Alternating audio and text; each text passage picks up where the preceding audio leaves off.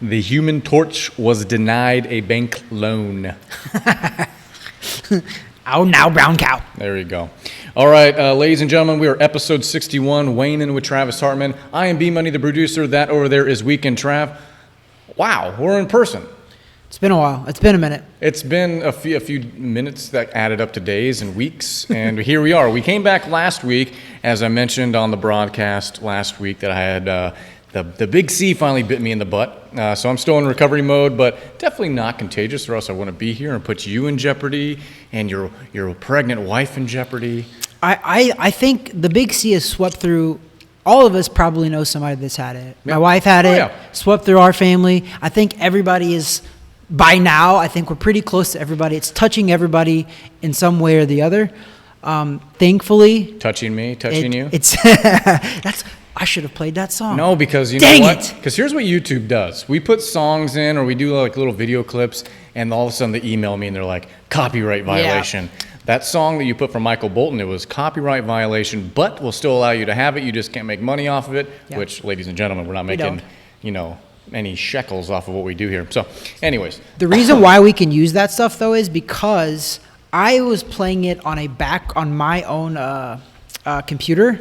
So if it's playing in the background and you didn't actually add it on there, we're allowed to do that. And that's what it was. I played it from my computer, so we're allowed to do that. I'm not too worried about it, Weekend Trav. But what I am concerned about is the flow of our broadcast now that we're in person. It's different.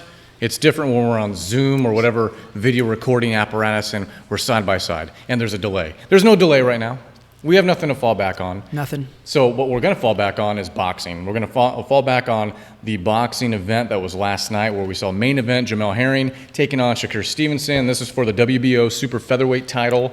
Let's just jump right in because there's a few things to talk about with this event. Yep. But I want to get your opinion assessed. We barely touched on it last week as we were exiting the show. Mm-hmm. But I think overall a sound card. So Weekend Trav, let's go ahead and jump right in there to the main event.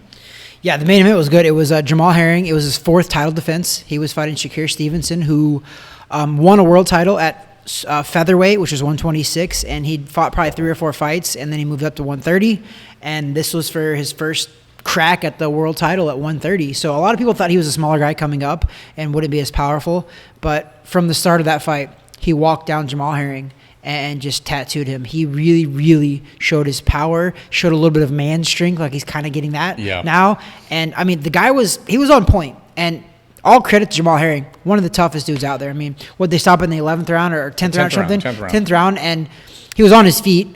I think it was a bad stoppage. However, I get it. Nowadays, they're doing that. Yeah. He was losing almost every single round. That's what we were talking pre-production. I think it was more of a body of work from the whole night. He may have had 1 round, maybe 2, if you were leaning towards him in any way, shape, or form as a judge. But overall, it was Stevenson imposing his will on him all night. But like the point that I brought up, if we're gonna keep doing that in professional boxing, we got to be consistent. Sure. We watched Deontay Wilder get pounded on by a 270-pound man over 11 rounds, and they didn't stop that fight. Deontay Wilder ended up getting knocked out and ended the fight on his face. Yeah. So the fact that they didn't let a couple 130-pounders go a couple more rounds, I didn't like it. Just because, I told you this story, it doesn't happen often, but we're taking away those miracle fights to where the guy's literally getting his butt kicked for 10 rounds and he knocks the guy out in the final round. Sure. Okay? You can't have that anymore when you're stopping fights. To credit to Herring didn't go down one time. He had a little bit of swelling, never went down one time. He was getting beat up. He was, but I'm not saying he had a chance to win the fight at all, but we don't know that. We don't know that. Yeah, that's what I'm saying. He could have possibly. So that's my only thing is I really do think it was a very bad stoppage. I don't think Herring was in any real grave danger. And this is why I say that is because they're 130 pounds. Heck yeah, they hit hard. But you let 2 heavyweights who are 270 pounds, 6'9", punch on the other guy. Right. That's where I lost a little bit of, I'm just like, if we're going to do it, let's do it all around. A couple 130-pounders, let the guy go till the end. And I didn't see any quitting him. I didn't see any real trouble. He was getting beat to the punch. He was outgunned for sure. Yeah. He wasn't as fast. He didn't have good reflexes. Shakur Stevenson kind of showed he's a star in that division now, and he's a force to be reckoned with. He has one of the belts now. He called out another guy, which is it's a good call out, Oscar Valdez, who's got another title, the WBC, I believe. So 130-pound division is pretty hot. Remember we were talking about that division at the very beginning of this year? We were talking about the 130 and 135-pound division being really hot, right? We never once mentioned Shakur Stevenson or Oscar Valdez. And those two guys are hot. They're both undefeated. Oscar Valdez is 30-0. Shakur Stevenson is 20-something-0. That's a hot division because then you can throw in there. You got Lomachenko, still got Lopez at 135. You got Tank Davis. You got Ryan Garcia, who just got hurt but coming back. So that 130 to 135, it's a pretty hot division. But same thing. Guys got to show up, all right? Put up or shut up and show up. So let me go back to a point that you were making there on what would be deemed as an early stoppage. I was looking at some similar responses in the boxing world, or some people thought the same thing, and yada, yada, yada. So we had mentioned in pre-production when you were talking to me that perhaps it was a state-by-state thing, because I'm not sure where this fight was held. It was in Atlanta, Georgia. Okay, so do you think that played a part in the potential, or what was your thought there? Yeah, and this is where boxing is far behind all other major professional sports, and I say this all the time, and it's true. It's confusing to people because each state in the United States, their boxing commissions are governed by that state. Each state technically can have different rules, different everything. There's a lot of different nuances that go on there. And I just wish everybody would just abide by the same rules, same everything, and it wouldn't be as confusing to the general public. So the fact is, it was in Georgia. Georgia has their own set of rules. Although there are no rules in place that a referee should or can stop a fight that early. That was his discretion. The referee's discretion was that could have happened anywhere. But you just saw the Deontay Wilder versus Tyson Fury, a couple weeks previous. So it was just fresh in my mind when I was thinking about it. I was just like, they let that fight go too long. I thought that fight could have got stopped in the 8th, 9th round, the Deontay Wilder fight, because he was taking a beating. He really was. He wasn't even really fighting back. To Jamel Herring's credit, he was fighting back. He never really, in my opinion, looked like he was in trouble. Like, he looked like he was physically hurt and staggering all the ring. He didn't. To me, he didn't.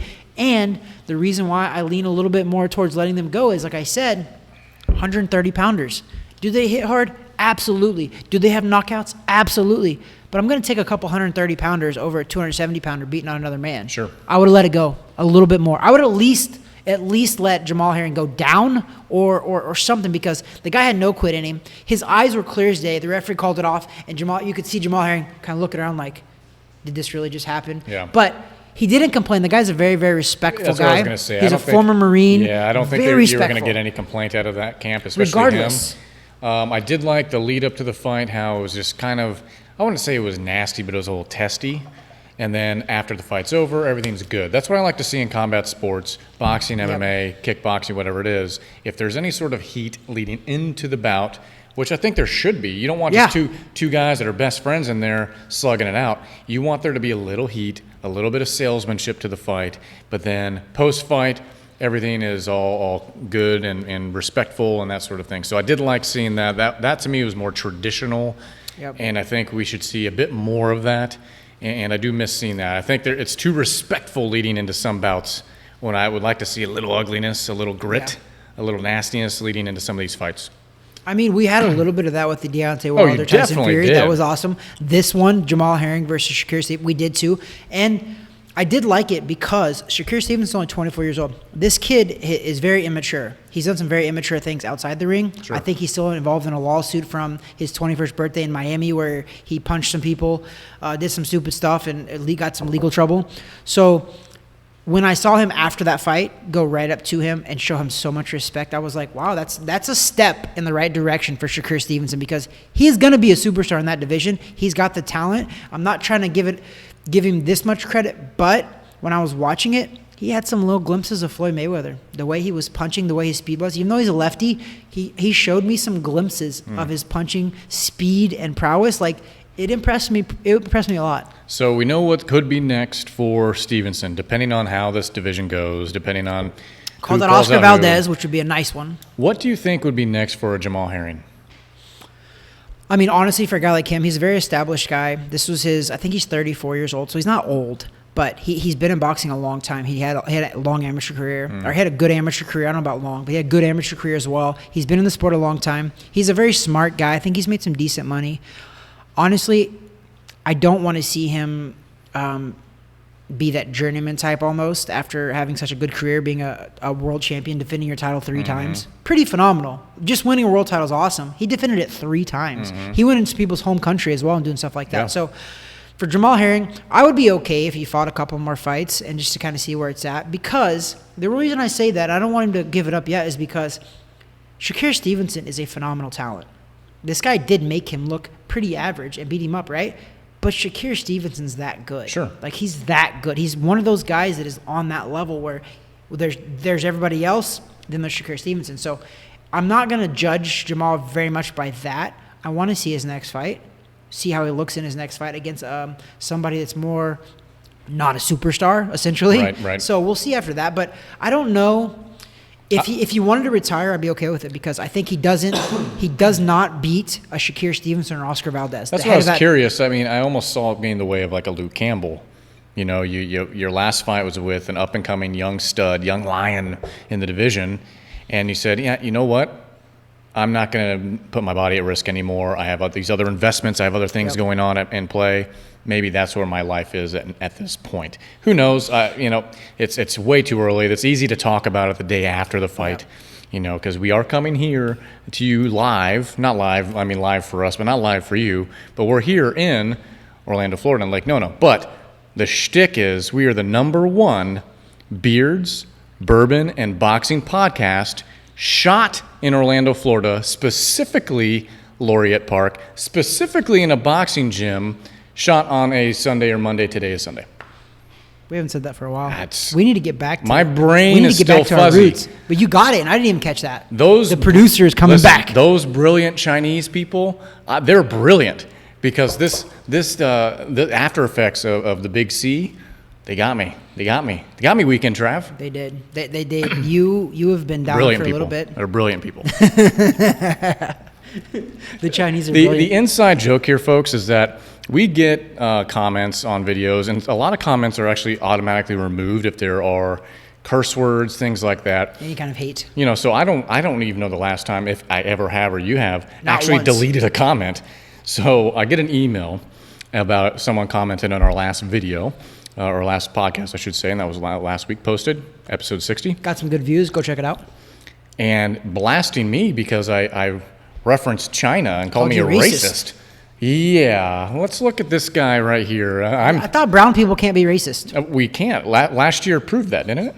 I thought. Summertime or? I thought. Ooh. Oh, yep, you're getting it now, for sure. My point is that it's been proven, and you can look at genetic coding, that all this stuff was sourced out of a laboratory in Wuhan, China.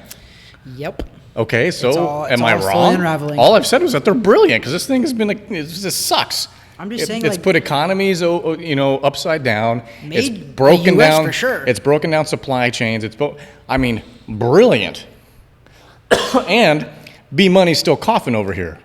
Anyways, I digress. Weekend Trav. I'm sorry. I mean, you don't have to apologize, because you're allowed. It put you down for a bit. It did. affected your life. It did. Just like it's affected many Americans, many people over the world. All so over. I do think that we are directing our anger at COVID to the wrong place. We're doing it right. I think China has a lot to do with this, and they should be held accountable. And they're not being held accountable. And I'm not We're even- getting mad at Americans, and I'm like, no, And- stop getting mad at us. Get mad at the right people. And the I'm source. not even talking out of anger. I've said these people are brilliant. So, anyways, that's the main event from last night. But let's talk about a couple of the other bouts that we had last You know night. what? That was a good card. That was a Yeah. good card. Like, I don't want to say top to bottom, because the bottom I didn't really get to watch any of those, but like the main TV fights there's this kid. He's 19 years old, Xander Zayas. I don't know if you can call it the co-main event, but it was the fight before the main event. Yeah, I think they called it that, but yeah, I don't even know if it wasn't even a 10-rounder, but it was like an 8-rounder.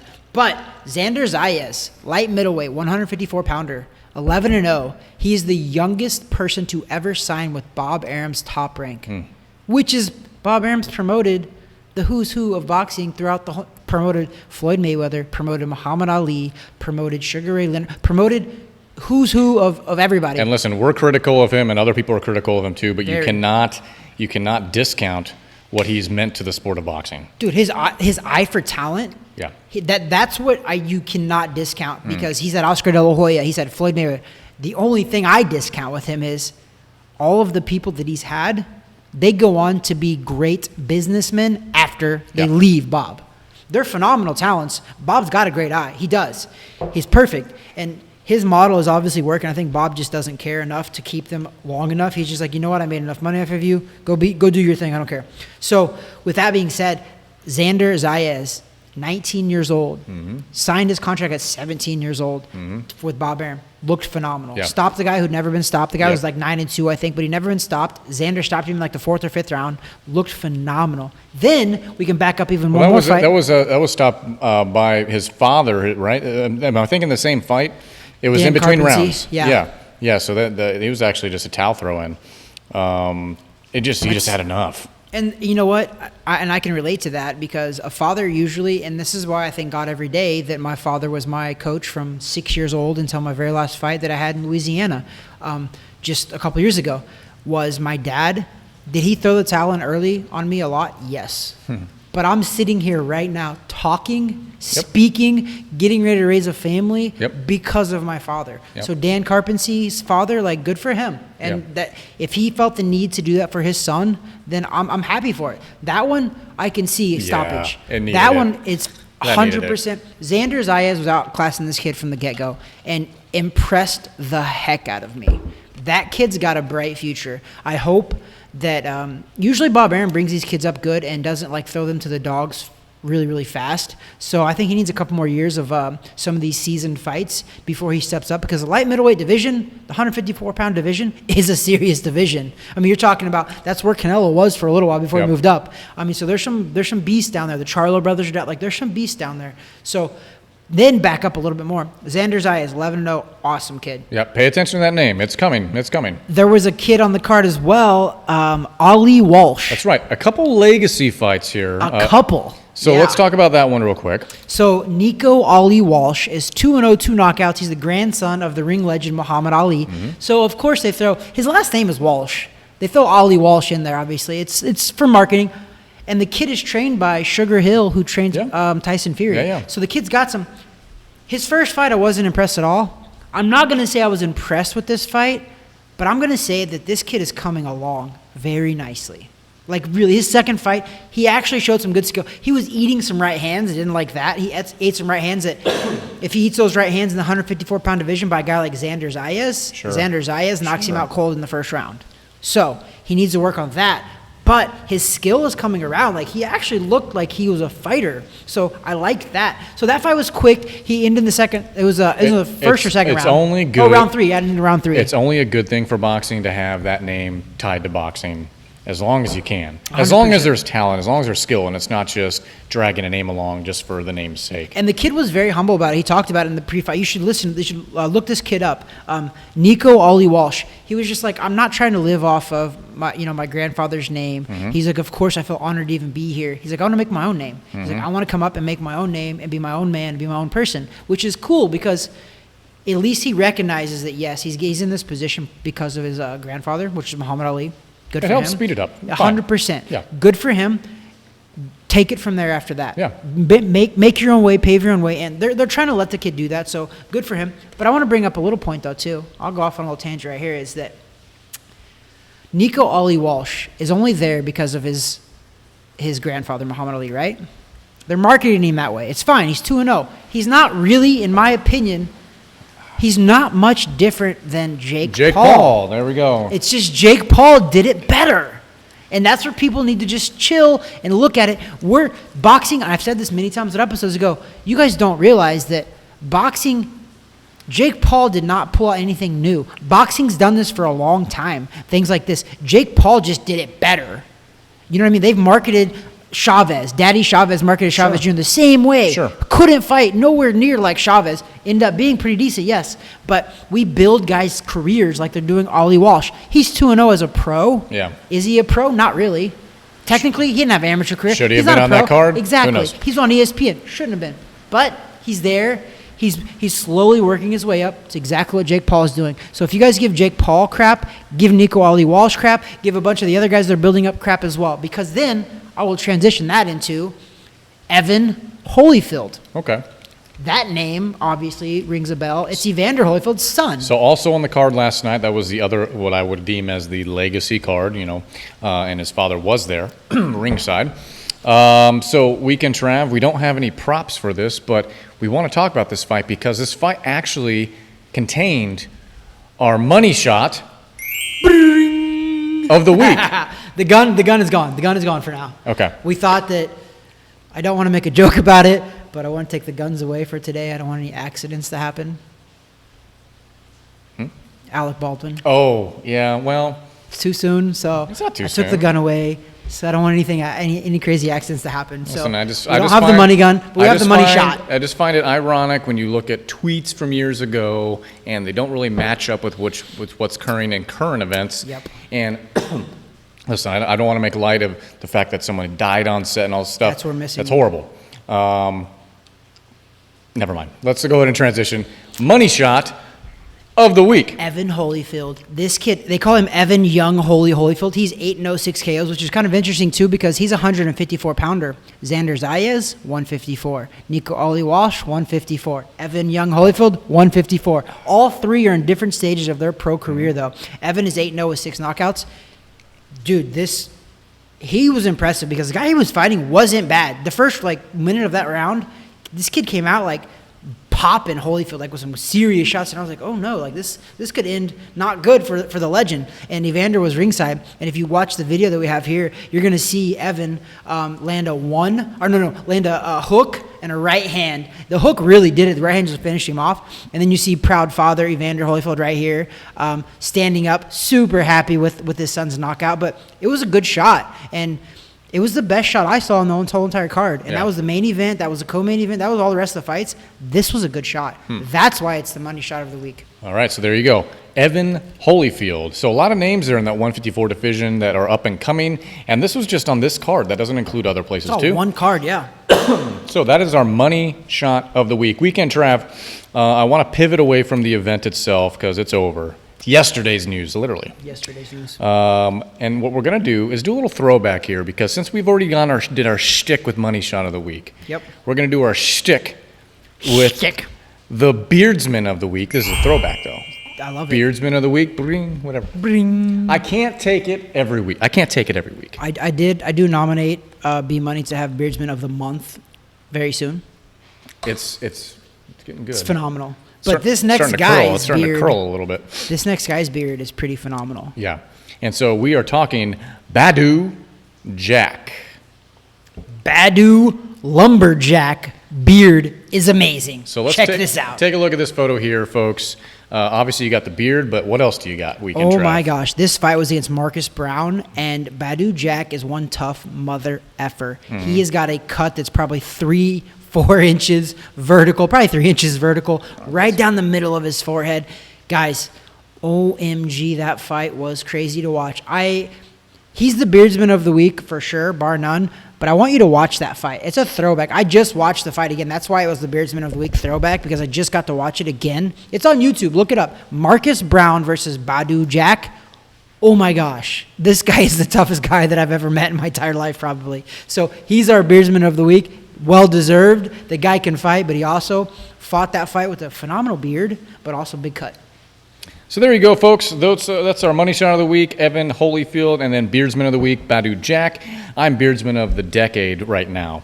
Ooh. Just saying. I said month. He went for decade. Just saying. So let's talk Weekend Trav. Before we get into our final boxing topic, we're going to talk a little bit about what we're drinking because we haven't done that in a while. It's been about a little over a month since we've been in person, and usually when we do when we do a Zoom or something like that, you're drinking something, I'm drinking something different. I haven't been drinking much recently because of, you know why. So tonight, we're actually not having a bourbon, even though we're the #1 bourbon beards and boxing podcast in this demographic. But we're drinking an American whiskey. It's Hooten Young, age 12 years. Hooten. Hooten Young. And we definitely know that one of the owners is actually probably about a mile away from where we are, maybe 2 miles away. He lives out in this area, Lake Nona, and they're good, close friends with our friends over out west. Friends of friends. Yeah, friends of friends. We like to support friends. We love supporting friends over at Frankie and Lewis over at Hagen O'Reilly's. Over at Hagen O'Reilly's. Sorry, brain fog. And folks. Wine Regions, they have a new Regions. place. Well, go show them some love in Claremont area. And you go out to Winter Garden. They have other stuff. Their whole stuff. Their trying to think. Empire is growing. Oh my gosh! They got lending, right? They have mortgage lending. They have gun shops. They have Hagen O'Reilly's. They have a what? Is there a Philly cheesesteak place too? There's a. I think they're getting ready to open up another place too. Oh my God! They have a nightclub already too. Big Daddy's. Oh, they have a cigar place. Big Daddy's. Guys, if you're listening, which you guys usually do, we love you guys, and we will promote our friends as much as possible. Not that you guys need it, 'cause you guys are doing well, but we love you guys. But we'll promote friends and family in different endeavors or whatever they're doing, especially really if they're doing a good job. And they do. If they had a horrible dining establishment, if they had horrible customer service, we wouldn't be doing that. But these guys are top-notch people. Everything they touch, they're like Midas. Everything they touch turns to gold. Ooh, I like it. Hey. The brain's working. The brain's coming back. It does sometimes, and then it turns back off. But anyways, so they are friends with the folks here at Hooten Young. We don't know them specifically, but I know some people that do know them as well. And I've had Hooten Young before. Week and Trav. This is just a straight-out whiskey. Ooh, and I splurged a little bit on this because it was me and B Money's first time back live, so I thought it was a little bit of a celebration. So a little higher on the price point. It's a little on the higher price point.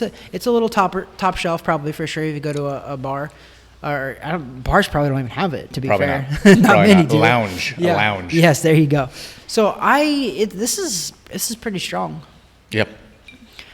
So earlier before you got here, I was already sipping on it. As you noticed, it was already opened. I was anticipating your arrival. But I did something that I don't normally do. I had it neat. I took a drink of it. I left it in my mouth for like a longer extended period of time. But I did, and it ended up tasting a very vanilla-y taste for the Hooten Young. Okay. Even though B Money's going somewhere else with this. No. Which I didn't know how else to say that except that way. If you hold it in your mouth long enough. I didn't suck it. I just put it in my mouth. We're off track. So you didn't eat. What about when you've cut it with some ice? What was your thought here? I don't taste the vanilla as much. I do a little bit. I can for sure taste like a hint of vanilla. I definitely do. Right? Now my ice is since long melted into it, so it's opened it up. So I'm getting some of that. It's very good. I enjoy it overall. Vanilla ripe apple, it's got a lot in there. Not getting too much of the apple, but I'm definitely getting the vanilla. I get the vanilla for sure. I don't get the maple as much, but I mean, I can taste the quality of this though. It tastes very quality, and it's not. I like stuff that if it's expensive, I like for it to taste pretty good. Correct. And I do feel I don't feel like cheap taste, at least, if that makes sense. You're not going to buy this and pound it. This isn't some cheap thing or some medium price point thing that we typically talk about. This isn't a proper 12. Garbage. If you get that, just go ahead and go down to your sidewalk and in the storm drain, just pour it in there. Yes, I poured out the rest of ours. I didn't drink it all. You have weeds in your lawn. Pour it on that to kill the weeds. Proper 12. Spray your sidewalk to kill the weeds. Yeah. Anyways, So are we gonna rate this? Let's go ahead and rate this. So 0 to 10 boxing gloves. It's been a bit, so let's talk. I'll go first because you talked. Kind of explained it pretty well. 7-1. I like it because I'm gonna go an even 7. We get it anywhere near a 7. For everybody listening, that's a really good score. I think our highest score ever is like a 7.2 or somewhere in that range. So a 7.0, 7.1, that's pretty good. That's a pretty good score. Well, because my thought is this: it's just like the Barstool guy that does the pizza rating.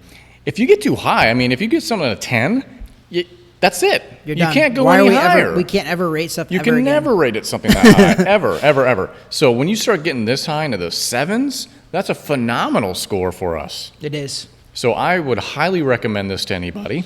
It's available at some ABCs, but they run out. Okay, Yeah, so this that's is the other last thing. bottle. They This run is the out. last bottle. Limited supply. So, anyways, that is our bourbon, but not bourbon. This is only whiskey. Bourbon and whiskey are similar. Well, it's a bourbon's Remember a what whiskey. they say, bourbon is a whiskey. Yeah. So So, anyways, okay. So that's that. Now let's go ahead and pivot again. pivot, This is one of the final pivots. pivot. 2 weeks. We're going to see the showdown with Canelo and Caleb Plant. Yeah. A lot of bad blood there.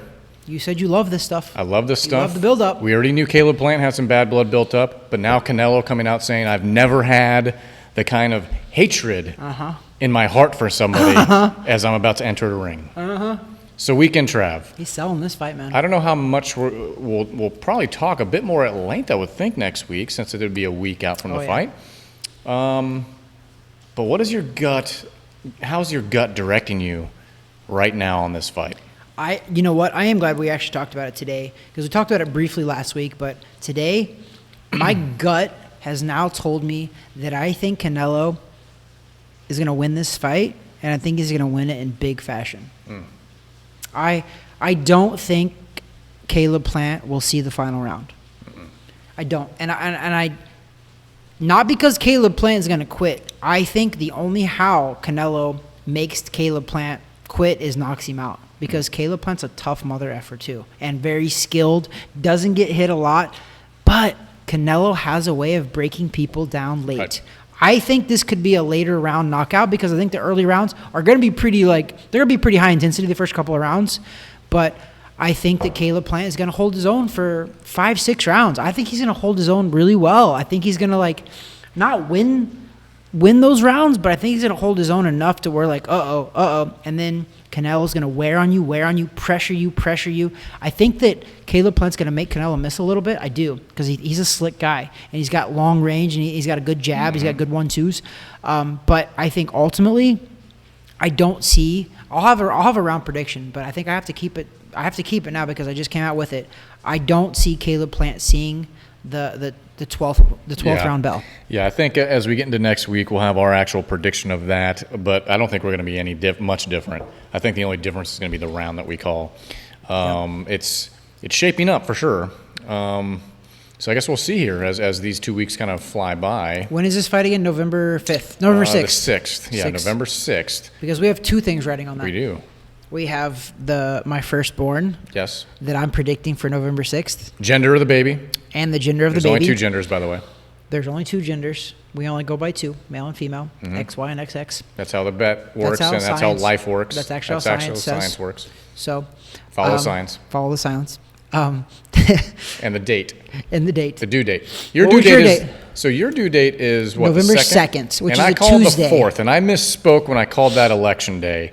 I got the 2nd is confused. actually election day. Yes, so I did call November 4th. You did. That's do you on want paper. Do you want to take it back? Because No. I will allow that because it hasn't happened yet. Because you wanted election day I Tuesday. like how I positioned November 4th because that gives me You got a all the little bit of dates leeway. prior.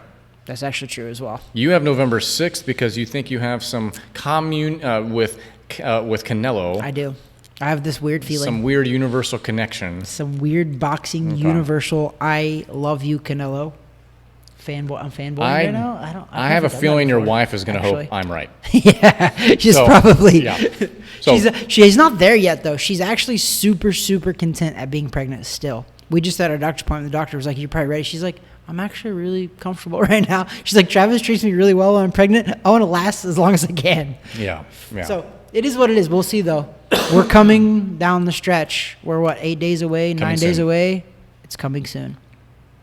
That's what she said. I'm not going to say that because we're talking about your unborn child over here. We're talking about my wife too, which is that's just okay. If we're adults here, how'd the child get there? Hello. Historic. Okay, so we have those two bets. So I don't think we're going to have anything like significant on Caleb Plant and Canelo Alvarez. Big fight, November 6th, Vegas. But we'll have our full-on actual prediction next week on that fight. I hope to see a little bit more heat leading into this thing. Now that's pretty much the runway for them. It's now. I don't think there's anything else standing in their way, any other event that's significant. So nobody would dare schedule an event close to them because Canelo is the cash cow of boxing. Yeah. Period. Yeah. So, anyways, that'll lead into November. We're almost done with October weekend, Trav. Let's go ahead and shift over then to final thoughts. Well, we also have Terrence Crawford coming up at the end of November, but we'll talk about that more after the Canelo fight for sure. I mean, final thoughts are boxing's back, man. Like I say this every episode. I feel like, but is it not? Like this ESPN Plus card last night, surprisingly was awesome. Question: If every week boxing's back, did it ever go anywhere? No, it didn't. Don't call it a comeback. That's a thought. Don't call it a comeback when it's never left. See, that's a thinking man's verbiage. Well, that's why we have you. You're the brains of this operation. So I was a little handicapped because of the big C, because B Money, the brains of the operation, wasn't here. Are we allowed to for say a second? Handicapped, or is it handy-capable? I don't know anymore. I don't know anymore either. Know. Okay, so sorry. We don't like what. I don't know what I can say. I can't say hijacked anymore. your final thought. I'm sorry. Can I say it's hijack? okay. You can. I don't know. Can we? I mean, I don't know. Let's ask Dave Chappelle how he handles all of this. Netflix is crying to the bank. That's all they're doing. They are. And listen, here's the deal. Whatever we do, we don't do with ill intentions ever. No. If we ever slip up, it's not with ill intentions. We're very. I like to think empathetic, kind people. I think we are. So if we ever mess up, it's never on purpose. It's never to really berate people, unless it's China. Maybe sometimes we do. And I like that. to think we're a pathetic kind of people. Exactly. We're begging for followers and begging for subscribers. So hit subscribe down below. Hit the little thumb up button if you liked what you heard tonight or today or whenever you're watching this. Thumb down. You can do that if you want. Some people do. You know what, too? We've said this multiple times. Give us some options for bourbon and whiskey to drink, guys. Yeah, and we want to hear. I'm into the cigar world now, too. Like he is. Like, we give us some options here. Like, I want to hear what you guys say. Instead of the racist comments that you're making towards us, how about you give us something productive and something that we can build on? To be fair, that person wasn't being racist. They called me a racist. This is true. But I think you're a racist if you call somebody racist.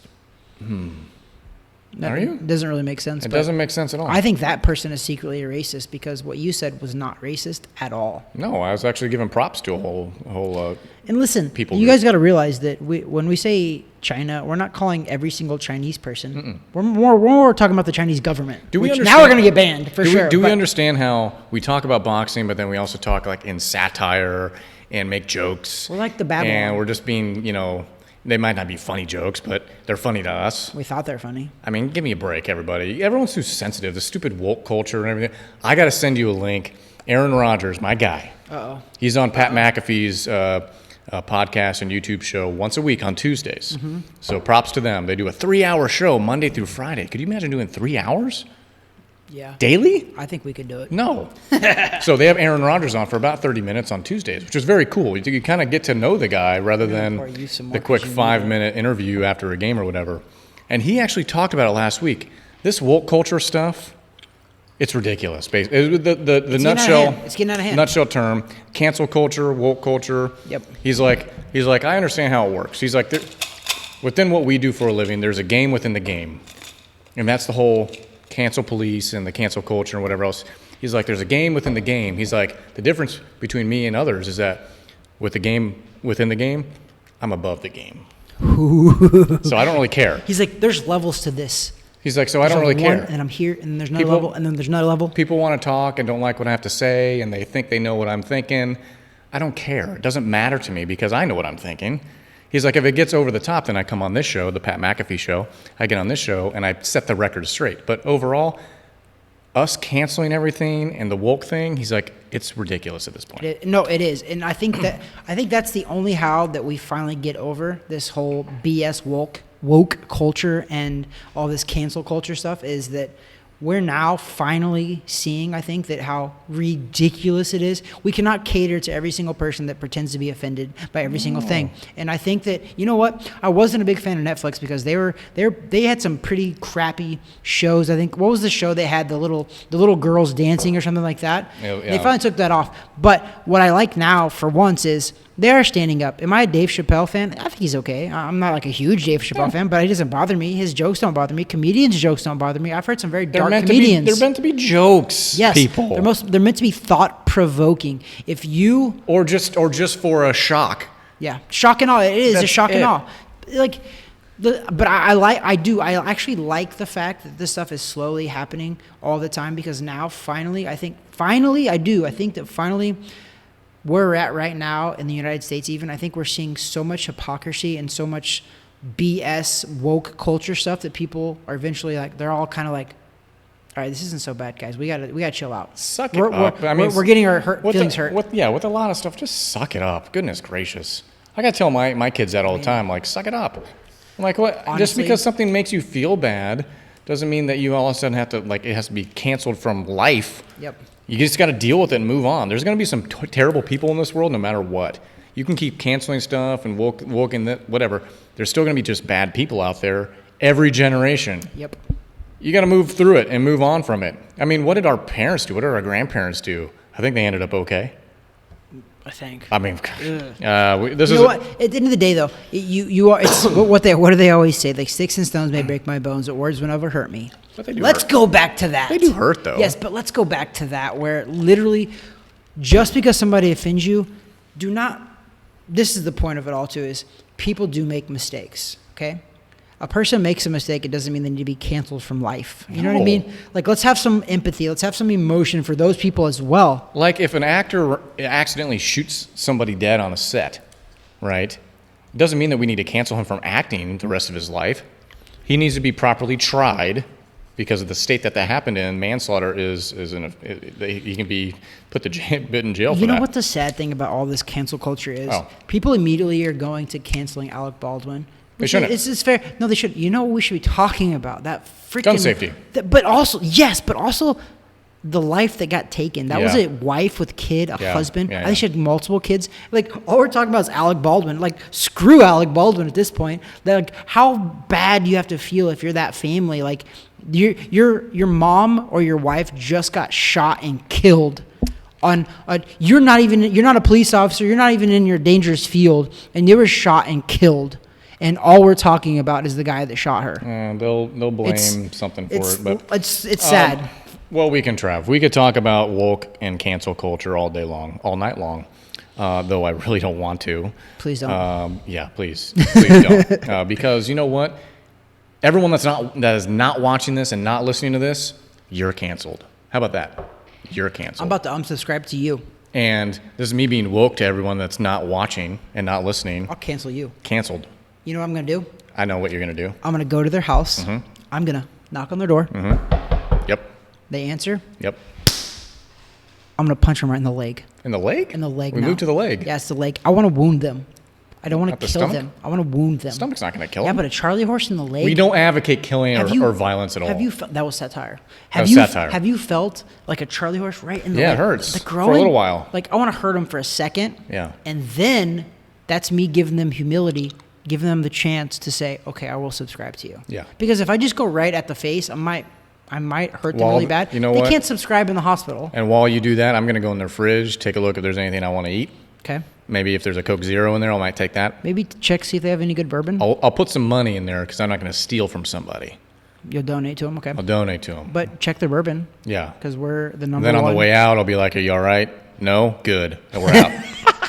So, Weekend Trav. I think this kind of just went in a lot of different directions at the end. It usually does, though. So we already did final thoughts. Thank you to our, I don't even know if they want the thanks at this point, our media partners, TH Boxing, Goldstream Financial, IF Enterprises. Thank you for your media partnership.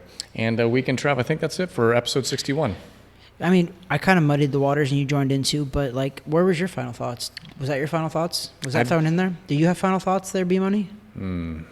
Big C? B-Money? All I was going to say, and I'm glad I didn't get to this point because we've been going about 43 minutes. Okay. At the onset of the show, I was going to apologize in advance.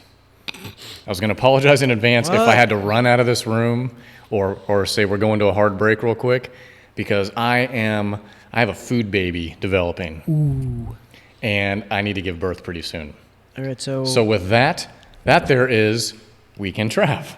That there is B-Money, a.k.a. producer, a.k.a. he has COVID antibodies now. I do. And I have a food baby. Ready to come out. We should probably just end it? cut this off Okay. now. Cutting it off. That's what she said. We're done.